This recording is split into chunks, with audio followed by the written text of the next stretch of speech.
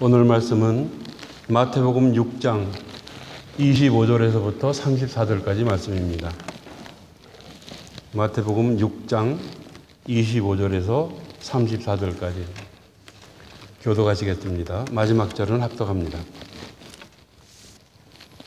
그러므로 내가 너희에게 이르노니 목숨을 위하여 무엇을 먹을까 무엇을 마실까 몸을 위하여 무엇을 입을까 염려하지 말라.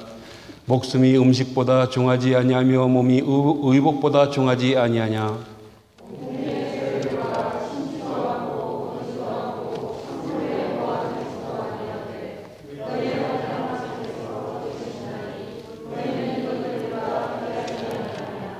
너희 중에 누가 염려함으로 그 키를 한 자라도 더할 수 있겠느냐?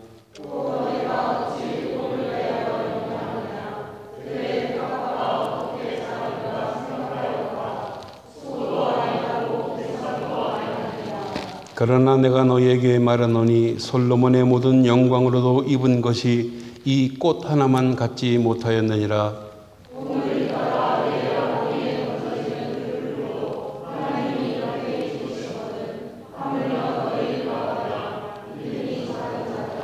그러므로 염려하여 이르기를 무엇을 먹을까 무엇을 마실까 무엇을 입을까 하지 말라.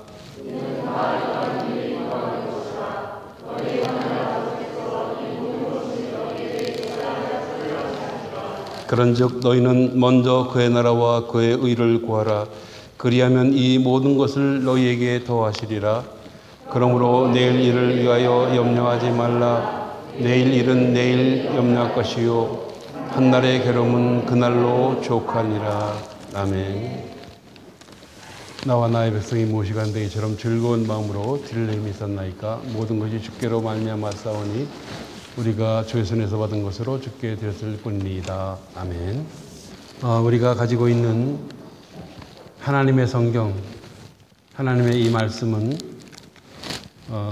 우리 모든 성도들에게 너무나도 소중한 생활 지침서입니다. 우리가 어떻게 살아야 하나님이 원하시는 삶을 살아갈 수가 있는가? 더군다나 우리 같은 구원받은 백성으로서 이미 예수 그리스도를 통해서 구원받은 백성으로서 어떻게 사는 것이 올바르게 사는 것이냐를 아주 상세하게 잘 가르쳐주고 있는 귀한 말씀입니다. 특히 오늘 우리가 함께 봉독한 예수 그리스도의 그 산상수훈, 산상보훈이라고 그러기도 하죠. 이것은 달리 어떤 해석이 필요 없어요. 무슨 설명할 필요도 없습니다. 있는 그대로, 기록되어 있는 그대로 듣고 지켜 행할 수 있는 우리들의 영적인 생활 교훈입니다. 그러므로 우리는 늘 이 말씀을 가까이 하고 그대로 살아갈 수 있는 저와 여러분들이 되어야 될 줄로 믿습니다. 이 당시, 그러니까 예수님께서 이 산상수훈을 말씀하실 당시에 그 이스라엘 백성들은 참 힘들었어요. 무엇 때문에 힘들었는가 하면은 유대 종교 지도자들이 편벽된 율법, 그러니까 한쪽으로 치우친 자기들 멋대로 해석한 그 율법을 가지고 백성들에게 무거운 짐을 지어줬어요. 자기들도 지키지 아니하면서 제대로 이스라엘 백성들에게 지키지 않으면 아주 엄한 징벌을 내리는 그 같은 무거운 율법의 짐에 짓눌려서 살아갈 수밖에 없었습니다. 그러다 보니 사람들은 형식적으로, 외식적으로 그렇게 하나의 종교 생활을 할 뿐이었습니다. 그와 같은 이스라엘 백성들에게 예수님께서 오셔서 천국의 복음으로 그들에게 말씀하시면서 그들을 위로하셨습니다. 수고하고 무거운 짐진 자들아 다 내게로 오라. 내가 쉬게 하리라 하시면서 오늘 이와 같은 말씀들을 우리들에게 주셨습니다. 자, 그런데 여기서 보게 되면은 6장이 너무나도 참 귀한 것이요. 여기 1절에서부터 그 4절 말씀까지 보게 되면은 구제에 관한 말씀을 합니다. 사람에게 보이려고 구제하지 말아라. 사람에게 보이려고 구제하지 말고 오른손이 하는 일을 왼손이 모르게 하라. 그렇게 말씀을 하십니다. 무슨 뜻인지 아시겠죠? 왼손이 하는 일, 오른손이 하는 일을 왼손이 왜 모르겠습니까? 하지만 그런 만큼 우리가 은밀하게 할 수 있도록, 그렇게 구제할 수 있도록 하라고 그렇게 말씀을 하십니다. 또 기도하는 것에 대해서도 말씀을 하세요. 사람들이 사람에게 보이려고 두 손을 쳐들고 길게 기도합니다. 들으라는 듯이 남들에게 보이려고 이렇게 특히 종교 지도자들은 그렇게 했습니다. 그러니까 백성들은 뭘 보고 뭘 배우겠어요? 그들도 기도를 그렇게 해야 하나 보다. 나는 저렇게 못하니까 안 해. 뭐 이런 식으로 했습니다. 그래서 기도도 마찬가지예요. 기도도 사람에게 보이려고 하지 말고 예수님께서는 직접 주님의 그 기도문을 가르쳐 주세요. 하늘에 계신 우리 아버지요 하면서 이렇게 주기도문도 가르쳐 주셨습니다. 그런가 하면은 금식도 그래요. 우리도 어려운 문제가 있을 때 금식을 하게 되는데 금식도 사람에게 보이려고 금식하는 사람들이 있었어요. 얼굴을 수염도 깎지 않고 험상궂게 하고 머리도 감지 않고 일부러 난 굶고 있다, 금식하고 있다는 것을 보이기 위해서 그렇게 하지 말라는 거예요. 사람에게 보이려고 금식하지 말아라. 은밀한 중에 보시는 하나님 앞에 보여라 이겁니다. 이러한 말씀들을 하시면서 또 무슨 말씀을 하셨는가 하면은 우리 마음이 있는 곳에 보물이 있다 그랬어요. 그러므로 보물을 이 세상에 쌓아두려고 하지 말고 하늘에 쌓아둬라. 그런 말씀을 또 하십니다. 그런가 하면은 아주 결정적인 말씀. 하나님과 재물을 겸하여 섬길 수가 없다. 이렇게 말씀하셨어요. 예수님께서 하신 말씀입니다. 예수 그리스도께서 하나님과 재물을 섬김의 대상으로 말씀을 하신 거예요. 이거 참 심각한 문제입니다. 그러시면서 이제 오늘 25절 말씀부터 이제 쭉 말씀을 하셨어요. 그렇다면 여기서 우리가 알 수 있는 것이, 짐작할 수 있는 것이 예수님 당시에 그 이스라엘 백성들, 뭐 유대 종교 지도자들도 마찬가지입니다. 뒤집어서 얘기할 수 있어요. 하나님과 재물을 겸하여 섬기는 사람들이 있었다라는 거예요. 그렇죠? 짐작할 수 있어요. 네. 뿐만 아니라 사람에게 보이려고 구제하는 사람, 사람에게 보이려고 금식하고 기도하는 사람들이 있었다라는 겁니다. 그러면은 2000년 전 그때만 그랬습니까? 지금은 아닙니까? 지금 우리들 가운데는 그런 사람 하나도 없을까요? 어떻습니까, 여러분? 어쩌면 2000년 전보다도 지금 훨씬 더 많은 핑계와 변명을 대면서 사람에게 보이려고 종교생활하는 사람들이 있다는 거예요. 형식적인, 외식적인 뿐만 아니라 하나님과 재물을 겸하여 섬기는 사람들이 있다는 겁니다. 이거는 우리가 부정할 수 없는 사실입니다.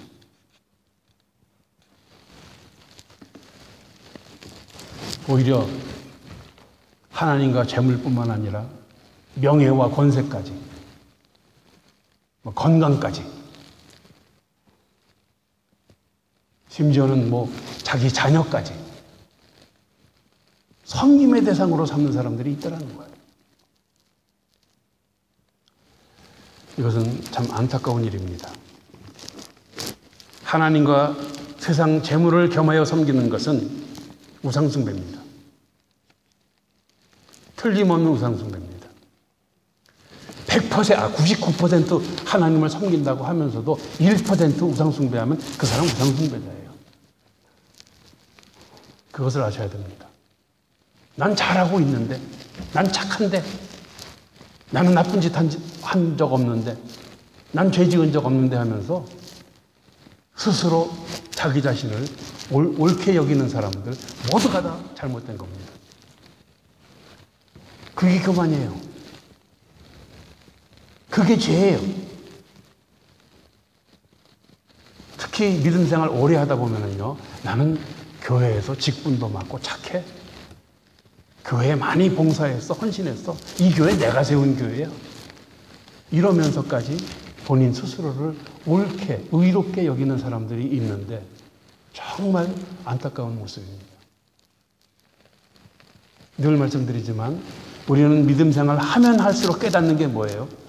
내가 죄인이라는 사실이에요. 내가 불의하다는 사실이에요.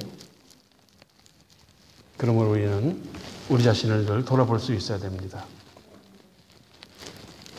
여기서 우리가 생각해야 될 것은 그러면 난 틀렸네. 그게 아니에요.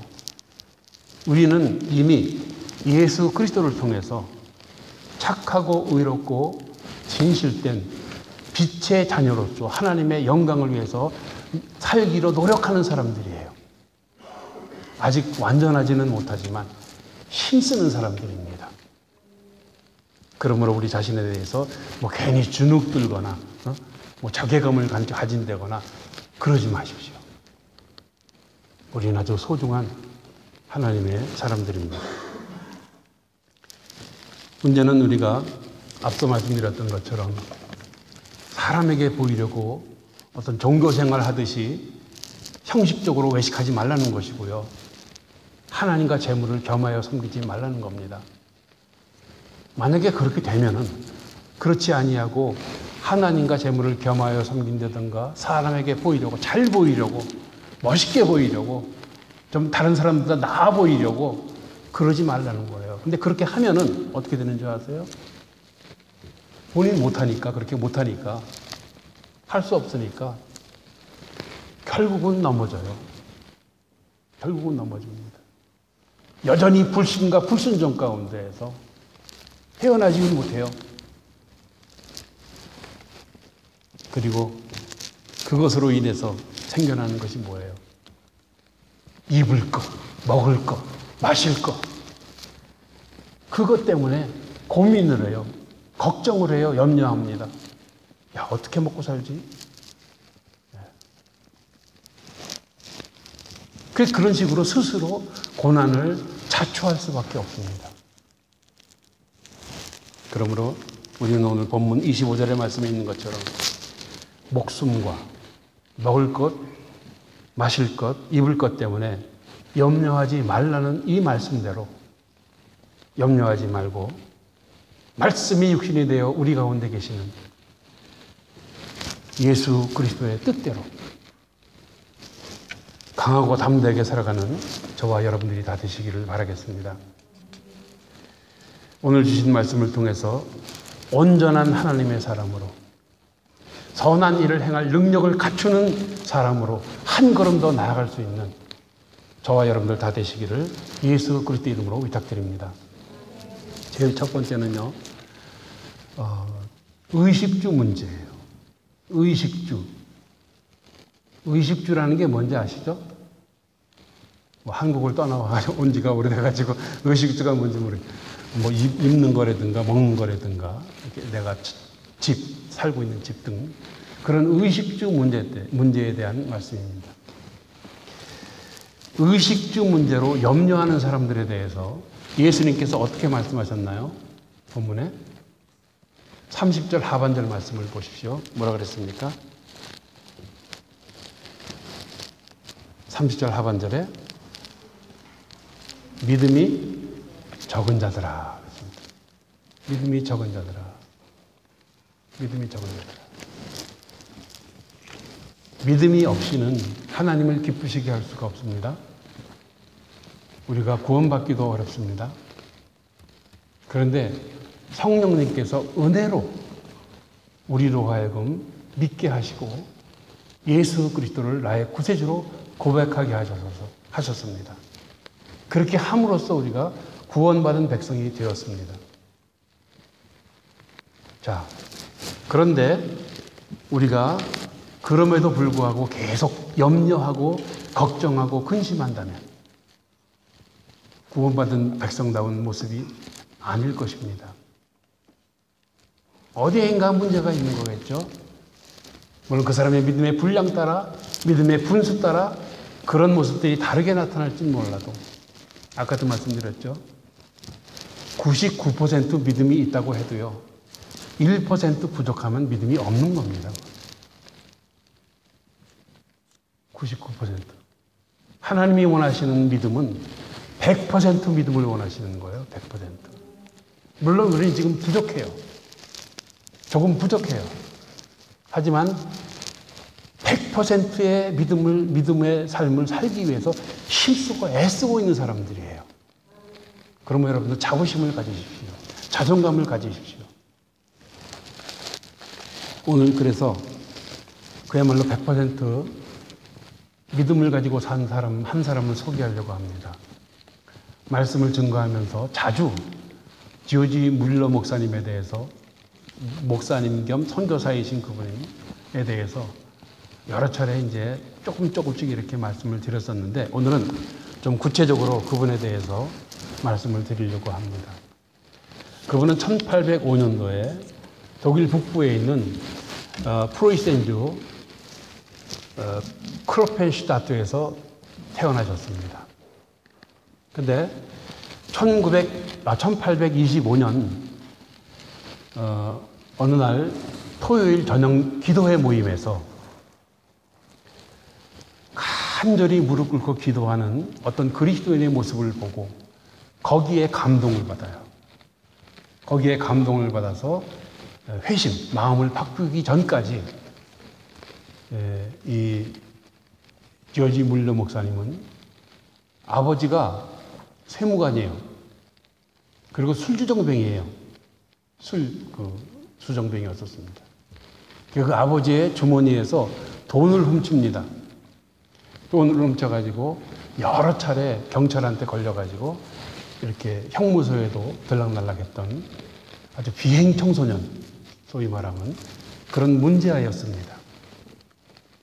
그러다가 1824년 19살의 나이로 그 독일의 경건주의가 시작된 할레 대학교, 위텐베르그랑 지금은 연합이 같이 합쳐졌죠. 그 할레 대학교에서 거기를 입학을 합니다. 신학생으로 입학을 합니다. 그런데 신학생으로 입학을 했어도 예수 그리스도에 대해서 머리로만 알 뿐이었었어요. 머리로만 그냥 알 뿐이었었고 마음은 늘 그냥 냉랭했었습니다. 근데 아까도 말씀드렸던 것처럼 1825년에 회심을 하고 나서 그는 완전히 바뀝니다. 하나님을 정말 제대로 한번 섬겨봐야 되겠다. 경외해야 되겠다 하면서 그는 눈물로 기도하면서 회개 기도하면서 구원의 기쁨을 깨닫게 됩니다. 그 구원의 기쁨을 얻으면서 그는 그때부터 이제 기도의 사람으로 변해가기 시작합니다. 너무 구원의 기쁨이 커서 감격적이어가지고 그는 이제 선교사가 되기로 그렇게 서원을 합니다. 근데 문제는 이 여자친구가 문제였었어요. 그 당시에 이제 그 할레 대학교를 다닐 때 여자친구가 있었는데 엘머라는 그 여자친구가 있었는데 여자친구는 그거예요. 선교사 하지 말고 자기랑 같이 결혼해서 이 독일 땅에서 행복하게 비둘기처럼 잘 살자. 그런 식으로 자꾸만 유혹을 했어요. 더군다나 아버지가 그 조지 물러가 이제 그 선교사를 하겠다라는 그 이야기를 듣고 자기는 학비 지원 못한다. 그래서 학비랑 생활비를 갖다 끊어버렸어요. 그러니까 조지 물러 목사는 아주 그 학생일 때죠. 지금 갈등을 겪게 되는 겁니다. 어떻게 하면 좋지? 그때 마침 선배 선교사가 이런 이야기를 합니다. 두 마음을 품고서는 하나님을 제대로 섬길 수가 없다. 그 말씀을 듣고부터 이 조지 뮬러는 본격적으로 기도에 돌입합니다. 그때부터 이 조지 뮬러 신학생은 기도하는 사람으로 변화가 됩니다. 그랬는데 하나님께서는 선교사로 헌신한 그 조지의 그 중심을 보시고 그 다음 날 바로 아르바이트 자리가 생겨요. 아르바이트 자리가 생겨가지고 그 대학을 갔다가 무사히 잘 마칠 수가 있었습니다. 자, 그리고 나서 1834년도에 이제 대학을 졸업하고 영국 브리스톨로 건너가게 됩니다. 브리스톨로 가서 거기에서 선교협회에서 목사 안수를 받고 그리고 덴머라는 그런 항구 도시에서 이제 그 개척을 합니다. 그런데 이 조지 뮬러가 그 브리스톨로 갈 때 그 브리스톨의 상황은 참 어려웠었어요. 어땠었는가 하면 콜레라 전염병이 이렇게 퍼져가지고 많은 사람들이 죽거나 고통을 당하는 그런 때였었습니다. 도시 전역이다. 조지가 와서 보고서는 참 안타까운 모습이죠. 육체적으로 먹지 못해서 그런 고통을 받고 있고 또 배우지 못해서 정신적으로 고통을 받고 있는 그와 같은 도시였었습니다. 아주 가난한 도시였었습니다. 그래 이 조지는 학교를 세워야 되겠다. 그래서 처음에는 학교를 세우려고 했었어요. 그런데 학교를 세우는 것은 하나님의 뜻이 아니었었어요. 오래 기도하는 가운데 고아원을 설립하는 것이 하나님의 뜻인 줄 알고 그는 고아원 설립을 위해서 준비를 했습니다. 많은 사람들이 반대했습니다. 하지만 그는 끝까지 기도하면서 고아원 설립을 위해서 준비하는 중에 아들이 죽습니다. 아들이 이 가슴과 목에 나타나는 유행성 염증 때문에 죽습니다. 그때 조지 뮬러는 그렇게 생각했습니다. 그래, 내가 이 고아들을 내 친자식처럼 생각하면서 더 간절한 모습으로 이제 고아원을 운영을 해야 되겠다. 그렇게 하면서 이제 그는 계속해서 기도했습니다. 처음에 이렇게 기도했습니다. 빈민가 브리스톨에서 고아원을 시작하는데 저는 빈손입니다. 그럴 수밖에 없는 것이 지금 교회 개척한 지도 얼마 안 된 상태에서 어떻게 고아원을 할 수가 있겠어요. 그 당시에 조지 뮬러 입장에서는 고아원을 설립한다는 것은 그야말로 넘사벽이라고 그러죠. 흔히 넘사벽. 넘을 수 없는 4차원의 벽 같은 그와 같은 일이었었습니다. 주변 사람들이 막 얘기합니다. 그러지 말고 좋은 뜻을 가지고 있으니까 사람들에게 모금을 하자. 모금을 해서 이제 고아원을 세우자. 그러나 조지 뮬러는 그러지 아니었습니다. 그저 단순하게 하나님께 구했습니다. 하나님이 해주실 것이다. 끝까지 그가 하는 말이 그거예요. 응답 받을 때까지 기도하라 그랬어요. 조지 뮬러가 한 말이에요. 응답 받을 때까지 강조했습니다. 그랬을 때 어느 날 기도 응답이 시작됩니다. 어떤 부인이 10파운드를 가져옵니다. 어떤 부인이 또 100파운드를 가져옵니다. 돈뿐만 아니라 부엌 용품들 있잖아요. 주전자라든가 뭐 반찬 담는 그릇이라든가 여러 가지 그 부엌 용품들을, 그릇들을 막 가져옵니다. 그렇게 해서 이제 고아원이 시작이 됩니다. 처음 5년, 6년 동안에는, 5, 6년 동안에는 너무 힘들었었습니다. 아내가 반대합니다. 그럼에도 불구하고 그는 자기 딸을 고아원 그 아이들이랑 같이 살게 그렇게까지 하면서 고아원을 운영을 했습니다. 한 번은요, 아침에 식사를 해야 되는데 그 고아원 안에 아무것도 먹을 게 없어요.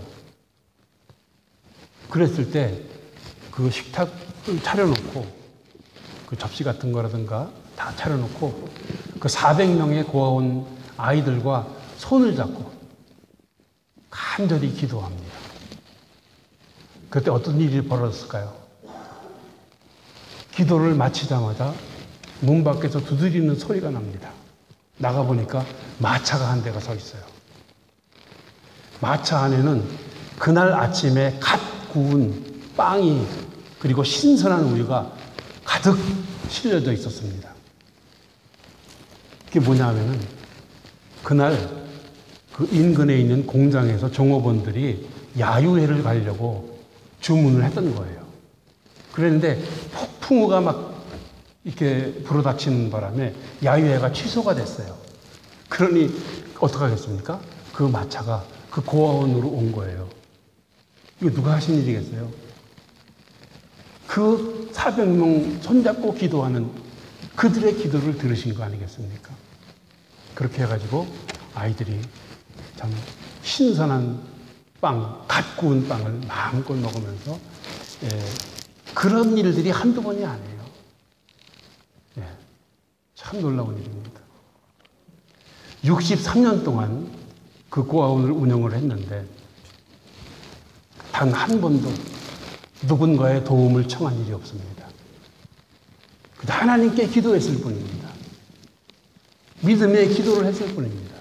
시편 81편 10절에 있는 것처럼 내 입을 크게 열라 내가 채우리라. 그 말씀 붙들고 기도했습니다. 그렇게 해서 그 성경을 연구하는 거라든가 또는 고아원을 운영하는 거라든가 또 개인적인 어떤 필요를 갖다가 이렇게 필요를 한다든가 이런 모든 일에 있어서 경제적으로 물질적인 단 한 번도 누군가에게 손을 벌린 적이 없습니다. 하나님께서 그들의 기도를 들으시고 다 채워주셨습니다. 그래서 63년 동안 750만 불 우리나라 한국 돈으로 약 30억 원의 돈을 그는 하나님께로부터 받았습니다. 정부로부터 받은 거 아니에요? 누군가가 이렇게 그런 게 아니에요. 친한 사람이 이렇게 준 것도 아니에요. 그리고 5만 번의 기도 응답을 받았습니다. 5만 번의 기도 응답을. 그런 사람이 조지 물러입니다. 만약에 즉각적인 기도 응답이 없을 때는 어떻게 하느냐? 우리도 그럴 때 있죠. 뭔가 좀 즉각적으로 즉시 좀 응답해 주셨으면 좋겠는데 그러지 못할 때에는 로마서 8장 28절 말씀에 있는 것처럼 우리가 알거니와 하나님을 사랑하는 자, 그 뜻대로 부르심을 입은 자들에게는 모든 것이 합력하여 선을 이루느니라. 그 말씀을 통해서 그는 그 말씀을 믿고 마음의 평온을 찾을 수가 있었던 겁니다. 하나님 보시기에 공중의 새보다 들에 핀 백합화보다 들풀보다 비교할 수 없을 정도로 존귀하고 소중하고 사랑스러운 존재가 바로 우리들이에요. 하나님이 우리를 그만큼 사랑하시고 귀하게 여기십니다. 이 사실 잊지 마시고 염려하지 마세요. 무슨 일이 있어도 염려하지 마십시오. 병 걸려도 염려하지 마세요. 교통사고 나도 염려하지 마세요. 너무 잔인하다. 아니요. 하나님이 다 고쳐주세요. 다 낫게 하시고. 믿음과 기도로 의식주 문제를 해결할 수 있는 저와 여러분들이 되시기를 예수 그리스도의 이름으로 위탁드립니다. 두 번째는요. 먼저 하나님입니다. 먼저 하나님.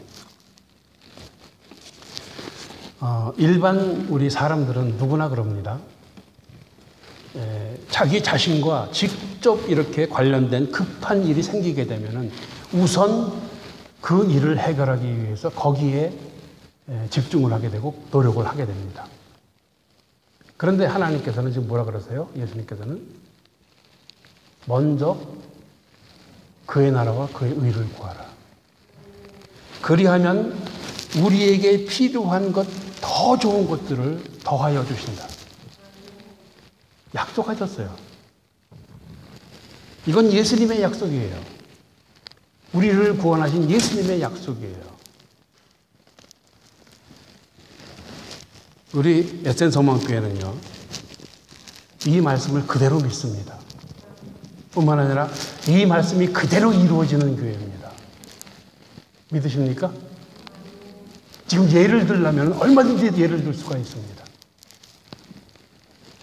학생들이 뭐 믿음이 많아서 그런 것도 아니에요. 근데 그들은 그렇게 살았어요. 그렇게 행동을 한 결과 다 잘 됐어요. 그야말로 이 모든 것을 더해 주셨어요. 그런 교회가 우리 에센 소망교회임을 선포합니다. 이 마태복음 6장 33절 말씀이 그대로 이루어지는 교회, 에센 소망교회다. 여기서 보게 되면은 사람에게 보이려고, 아까도 말씀드렸던 것처럼 사람에게 보이려고 형식적으로 하나님을 구하는 게 아니에요. 진실된 마음으로 주님과 주님의 사역을 우선적으로 수행을 한다는 것입니다. 하나님을 구하고 하나님의 의를 구하는 것은 그런 겁니다. 하나님의 그 나라를 구하라는 말씀은 예수 그리스도를 통해서 이루어진 하나님의 나라에서, 교회죠. 하나님의 나라에서 하나님의 다스리심을 받는 거예요. 하나님의 다스리심을 받고 그분의 말씀에 순종하고 그분의 말씀을 전파하며 하나님의 나라의 완성을 위해서, 하나님의 영광을 위해서 살아가라라는 그런 말씀입니다. 이게 뭐 어려운 거, 뭐 이렇게 복잡한 거 아니에요. 그저 우리가 하나님께서 이렇게 말씀을 통해서 가르쳐 주신 대로 살면 돼요. 그의 나라를 구하라는 것도 마찬가지입니다. 하나님께서 지금 하나님의 그 선하신 뜻에 우리가 자발적으로, 누가 시켜서가 아니라 자발적으로 거기에 순종하는 거예요. 순종함으로써 하나님 아버지 앞에서 선한 일에 힘쓰라는 겁니다. 어렵습니까? 하나님의 나라와 의를 구하는 일이 어렵습니까? 우리는 하나님께서 사랑하시는, 우리 비교할 수 없는 엄청난 축복을 이미 은혜를 받은 사람들이에요. 지금 당장 우리가 주님 앞에 선다고 하더라도 하나님 아까워요, 아쉬워요, 그런 말 한마디도 못해요. 우리는 할 수 없어요. 고린도후서 12장에서 말씀하신 것처럼 사도 바울에게 내 은혜가 내게 족하도다. 우리는 이미 엄청난 은혜를 받은 사람들이에요. 그러므로 우리는 이 말씀대로 먼저 그의 나라와 그의 의를 구해야 됩니다.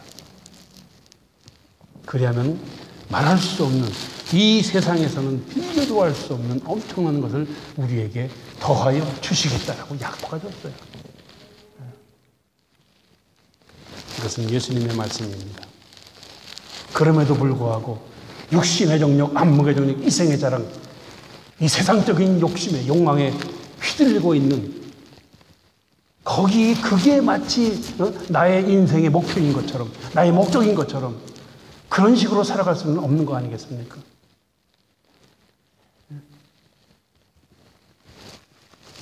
그것이 우리들의 목표가 될 수가 없습니다. 세상적인 것이. 되어서도 안 되는 거 아니겠어요? 우리 그리스도인의 인생에 가장 시급하고 중요한 일은요, 먼저 하나님, 먼저 예수님, 먼저 성령님을 구하는 일입니다. 그리하면 필요로 하는 모든 종류의 좋은 것들을 풍성하게 주신다고 우리의 친구 되신 예수 그리스도께서 친히 약속하셨습니다. 초대교부 오리겐이 기록한 글이 있습니다. 제가 읽어드리겠습니다. 가장 중요한 것을 추구하라. 그러면 너희에게 조그마한 것들을 덤으로 주겠노라. 하늘의 것을 추구하라. 그러면 너희에게 세상의 것도 덤으로 주겠노라. 같은 말씀이죠. 여러분, 이 축복의 말씀을 우리 모두 누릴 수 있는 저와 여러분들 되시기를 예수 그리스도의 이름으로 축원드립니다. 끝으로 오늘 설교 제목처럼 염려하지 말라는 겁니다. 어떻습니까, 여러분? 처음에 말씀드렸던 것처럼 그 의식주 문제라든가 또는 먼저 하나님을 구하는 문제라든가 이런 말씀들을 들으시면서도 여전히 내일 일이 염려되십니까? 내일 일이 염려되십니까? 염려한다는 것은요, 문자적으로 마음이 편하지 않다라는 거예요. 마음이 여기 있는지 모르겠습니다만 마음이 둘로 나뉘어졌다라는 거예요. 생각과 감정이 나뉘어져서 근심, 걱정, 염려로다가 두려워하는 거예요. 그게 염려예요. 여러분 한번 생각해 보세요. 근심, 걱정, 염려를 많이 한다고 해서 근심, 걱정, 염려의 문제가 해결됩니까? 오히려 더 심해질 뿐이에요. 경험해 보셨죠, 많이. 심지어 어떤 사람들은요, 스스로 목숨까지 끊어요. 얼마나 어리석고 참 한심한 일입니까? 안타까운 일이겠습니까? 모든 존재 가운데 가장 뛰어나고 천하보다도 귀한 영혼을 가진 사람이 그럴 수 있습니까? 물론 성경에서는 여기서 그 염려에 대해서 이 하나님과 그의 나라를 위한, 교회를 위한 거룩한 염려라는 말씀도 있습니다. 거룩한 염려. 우리는 염려를 할 바에는 그와 같은 염려를 해야 돼요. 거룩한 염려. 따라해 보세요. 거룩한 염려. 고린도전서 7장에 이런 말씀이 있습니다. 32절로 보면 너희가 염려 없기를 원하노라. 장가가지 않은 자는 주의 일을 염려하여 어찌하여야 주를 기쁘시게 할까 하되 장가간 자는 세상 일을 염려하여 어찌하여야 아내를 기쁘게 할까 하되 마음이 갈라지며 시집가지 않은 자와 처녀는 주의 일을 염려하여 몸과 영을 다 거룩하게 하려 하되 시집간 자는 세상 일을 염려하여 어찌하여야 남편을 기쁘게 할까 하느니라. 내가 이것을 말하면 너희의 유익을 위함이요 너희에게 올무를 놓으려 함이 아니니 오직 너희로 하여금 이치에 합당하게 하여 흐트러짐이 없이 주를 섬기게 하려 함이라 그랬습니다. 이해되시죠? 네. 세상 일을 염려하는 사람이 있고 하나님의 일을 염려하는 사람이 있습니다. 우린 누굽니까? 본인 스스로는 알 거예요. 세상 염려에는 그런 게 있어요. 예수님께서 그런 말씀을 하셨는데 마태복음 13장 22절에 보면은 그 가시 떨기밭에 복음의 씨가 떨어집니다. 그랬을 때 말씀을 들으나 세상의 염려와 재물의 유혹에 말씀이 막혀 결실하지 못하니라. 설명까지 해주셨어요. 이와 같은 말씀들을 우리는 많이 들어봤습니다. 지금도 듣고 있습니다. 그런데 그 말씀이 결실을, 열매를 맺지를 못해요. 염려하지 말라고 말씀드렸는데 염려해요, 여전히. 그러면 뭐예요? 가시떨기밭에 내가 지금 있든가 길가밭에 있든가 돌짝밭에 있는 나의 모습인 거예요. 그럴 수는 없죠. 적어도 아주 좋은 옥토밭에 말씀의 씨가 떨어져서 30배, 60배, 100배의 결실을 맺어야 되는 거 아니겠습니까? 같은 원리잖아요. 먼저 그의 나라와 그의 의를 구했더니 이 모든 것을 더해 주시겠다는 거 아니겠습니까? 이 염려와 비슷한 그런 말씀으로 이 근심이라는 말이 있습니다. 타라소라고 이제 헬라어로 있는데 거룩한 거룩한 그런 염려가 있는가 하면은 거룩한 근심도 있습니다. 예수님께서 말씀하셨습니다. 내가 진실로 진실로 너희에게 이르노니 너희는 곡하고 애곡하겠으나 세상은 기뻐하리니 너희는 근심하겠으나 너희 근심이 도리어 기쁨이 되리라. 무슨 말씀인지 아시겠죠? 예수님께서 이제 십자가에 죽으시면은 많은 사람들은 울 것입니다. 하지만 그 근심이 기쁨이 되리라. 예수님께서 다시 부활하시면. 그렇습니다.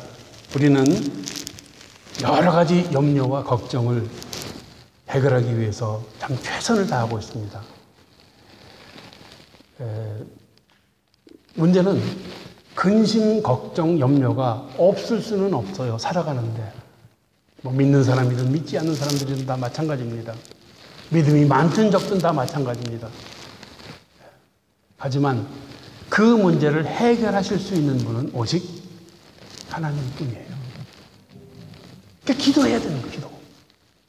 다른 방법이 없어요, 여러분. 목사님들이 늘 하는 말, 기도하세요. 목사님 문제 있어요, 기도하세요.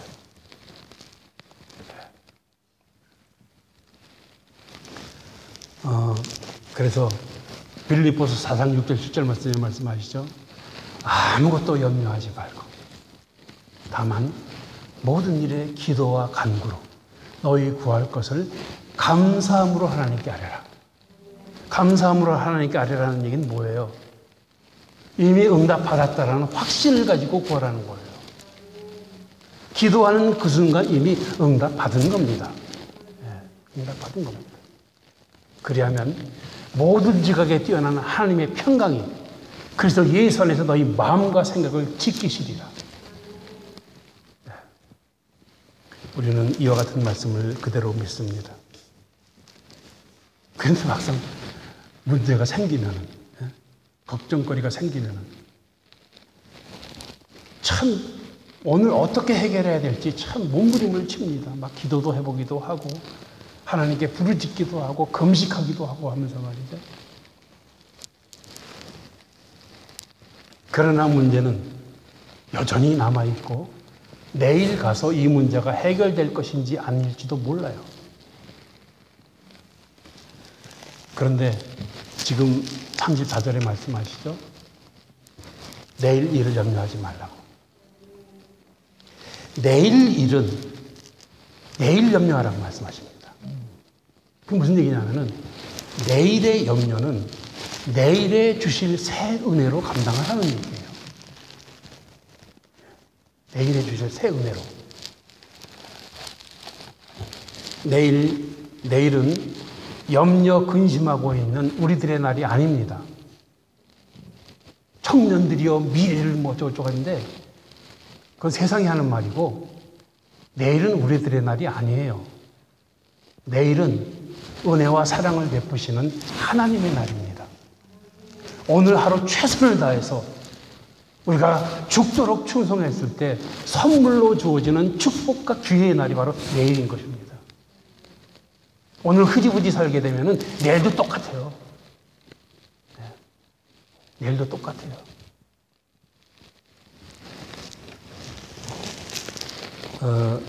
쉬지 않고 닥쳐오는 온갖 어려움을 우리는 당당하게 맞서서 한날의 괴로움은 오늘로 충분하다라는 오늘의 예수님의 말씀처럼 감당해내시길 바라겠습니다.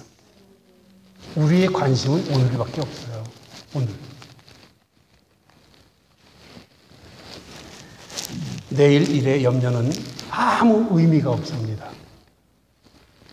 왜냐하면 오늘 우리가 기울여야 될 관심은 오늘로서 끝나야 되는 겁니다. 내일의 불행과 내일의 고난을 오늘로 앞당겨가지고 그래가지고 그걸 일어나지 않기 때문에 우린 그걸 기억해야 되는 거예요. 어떡하지? 그건 하나님께서 알아서 하세요. 하나님께 맡기십시오. 하나님과 재물을 겸하여 섬기지 않는 온전한 하나님의 사람들 되시기를 바랍니다. 염려하지 마십시오. 오히려 항상 기뻐하십시오. 쉬지 말고 기도하십시오. 범사에 감사하십시오. 이것이 그리스도 예수 안에서 우리들 향하신 하나님의 뜻입니다. 염려하지 말고 조지 밀러처럼 모든 지각에 뛰어나신 하나님의 평강으로 그리스도 예수 안에서 우리들의 마음과 생각을 보장받는 저와 여러분들 다 되시기를 예수 그리스도 이름으로 축복합니다. 아버지 감사합니다. 오늘의 말씀을 기억하고 하나님만 바라보게 하여 주시옵소서. 믿음의 주여 또한 온전하게 하시는 예수를 바라보라. 하나님만 찾는 저희들 되게 하여 주시옵소서. 성령님만 의지하는 저희들 되게 하여 주시옵소서. 성령 하나님 도와주실 줄 믿사옵고 살아계신 예수 그리스도 이름으로 기도드립니다. 아멘.